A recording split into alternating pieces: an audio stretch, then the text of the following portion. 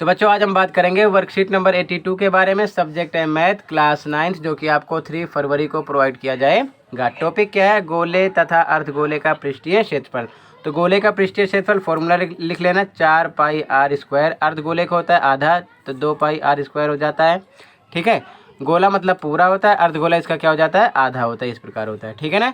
अब उसके बाद में गोले का जो कुल पृष्ठीय क्षेत्रफल होता है ये भी ध्यान में रखना। अर्धगोले का कुल पृष्ठीय क्षेत्रफल 3 पाई आर स्क्वायर होता है, ठीक है ना। तो ये चीज़ आपको ध्यान रखना, फॉर्मूले लिख लेना। इसमें कुछ एग्जाम्पल दिए गए हैं, ठीक है ना। तो एग्जाम्पल आप करना क्योंकि सोल्यूशन साथ में है। अभ्यास प्रश्न के क्वेश्चन को देखेंगे डायरेक्ट, ठीक है। और इम्पोर्टेंट क्वेश्चन है सेकेंड टर्म के लिए, तो हर एक क्वेश्चन को अच्छे समझना ताकि डाउट ना हो। पेपर में काम आएंगे, पेपर में जरूर आएंगे क्वेश्चन, ठीक है ना। इनमें से कुछ क्वेश्चन। तो पहला क्वेश्चन, 21 सेंटीमीटर व्यास वाले गोले का पृष्ठीय क्षेत्रफल निकालो। व्यास दिया 21 सेंटीमीटर, तो आंसर 1 देखो, आंसर नंबर 1। तो इसमें बच्चों क्या है दिया हुआ है? व्यास कितना दिया? 21। तो सबसे पहले निकालेंगे त्रिज्या। त्रिज्या क्यों निकालेंगे? क्योंकि गोले का जो पृष्ठीय क्षेत्रफल होता है फॉर्मूला होता है 4 पाई आर स्क्वायर। तो 4 का आपको पता है, पाई का मान 22/7 भी पता है, आर का पता नहीं है तो आर निकालेंगे। तो दिया क्या है? व्यास, तो आर निकालेंगे। आर बराबर होता है व्यास बटे 2, तो यानी 21/2। भाग भी कर सकते हैं लेकिन भाग मत करो, यहीं पर रोक दो, आसानी से कट जाएगा। तो आर 21/2 आ गया। अब आगे फॉर्मूला अप्लाई करेंगे। गोले का पृष्ठीय क्षेत्रफल बराबर 4 पाई आर स्क्वायर, 4 पे 4, पाई का मान 22/7, आर स्क्वायर। तो आर स्क्वायर क्या निकाला आपने? आर निकाला 21/2, तो स्क्वायर है तो 2 बार 21/2 गुणा 21/2। अब देखो काटो, इस 2 से काटोगे तो 2 दूना 4, फिर ये बचा 2, 2 से ये 2 कट गया। नीचे 7 को काटेंगे, 7 एकम 7, 7 तियाँ 21, बचा क्या? 22 3 21, 22 3 21, इनका आपस में गुणा करेंगे तो 1386 सेंटीमीटर स्क्वायर आंसर आ जाएगा। क्लियर है। सबसे पहले त्रिज्या निकाला गया, फिर फॉर्मूला अप्लाई किया, वैल्यू रख के इसको सोल्व किया गया, 1386 सेंटीमीटर स्क्वायर आंसर आएगा, आंसर नंबर 1। ठीक है, अब देखते हैं क्वेश्चन नंबर 2। क्वेश्चन नंबर 2 है बच्चों, कह रहा है एक 21 सेंटीमीटर त्रिज्या वाले अर्धगोले का वक्र तथा संपूर्ण पृष्ठीय क्षेत्रफल ज्ञात कीजिए। अर्धगोला है, इस प्रकार बनेगा। और अर्धगोले का वक्र पृष्ठ भी निकालना है, संपूर्ण पृष्ठ भी निकालना है। त्रिज्या आर दे रखा है 21 सेंटीमीटर। तो आंसर नंबर 2 देखते हैं, आंसर नंबर 2। तो बच्चों आंसर नंबर 2 में देखो दिया है त्रिज्या आर बराबर 21 सेंटीमीटर। त्रिज्या दे रखा है तो हमें आर निकालना नहीं, क्योंकि आर साफ साफ दे दिया है। तो ये अर्धगोला इस प्रकार है, जैसे कि देख रहे हो, अगर ए बी पूरा व्यास है तो ओ अगर बीच का बिंदु है, सेंटर है, केंद्र है, तो ओ भी क्या है? इसकी त्रिज्या है, ठीक है ना। तो ये आपको ध्यान में रखना है। तो त्रिज्या आर बराबर 21 सेंटीमीटर। यहाँ पर चित्र बनाओ ना बनाओ आपकी मर्जी है, जरूरी नहीं है, ठीक है ना, समझने के लिए बना दिया मैंने।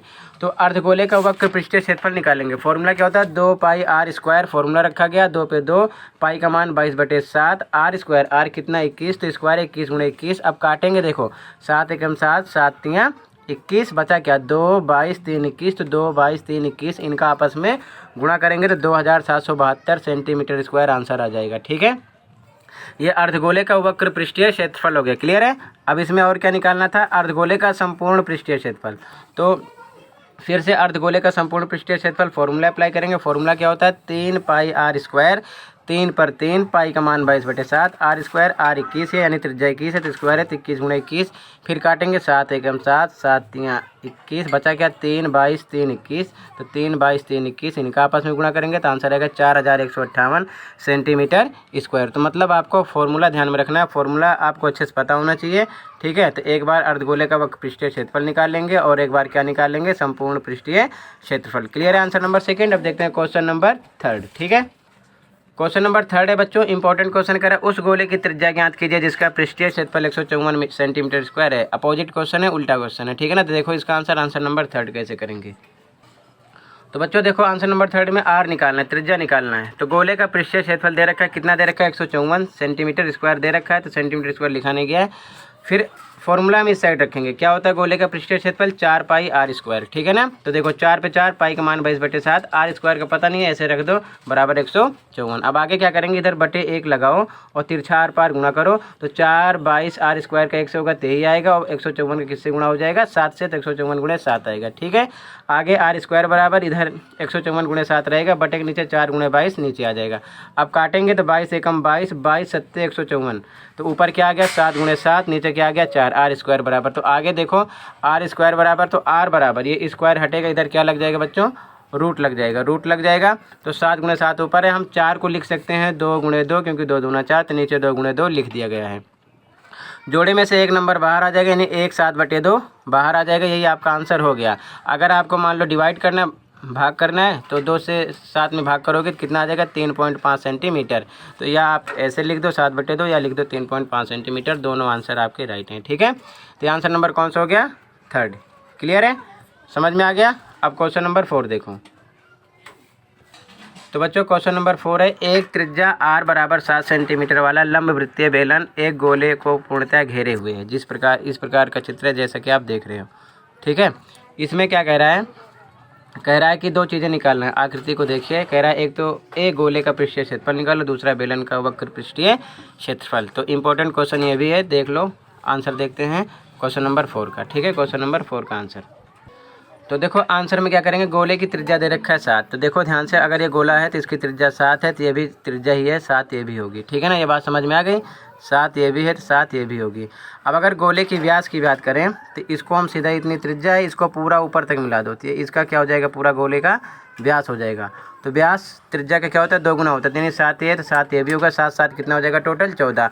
और यही टोटल 14 इस बेलन की बनेगी ऊंचाई। क्या बनेगी? ऊंचाई, ये दिमाग में रखना।